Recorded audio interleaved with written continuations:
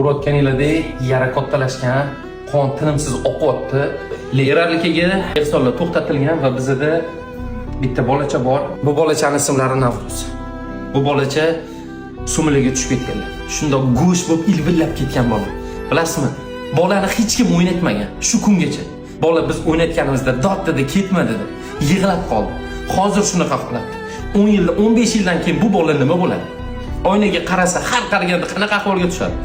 Hamma bundan o'zini itarsa qanaqa ahvolga tushadi? Endi bu bolachamiz hozir qiyin ahvolda turibdi Navruz. Bu chaqaloqga biz yordam qilsak bo'ladi. 3 dona amaliyot operatsiyasi qilgan. Bizga yana 200 milliondan 300 milliongacha pul kerak.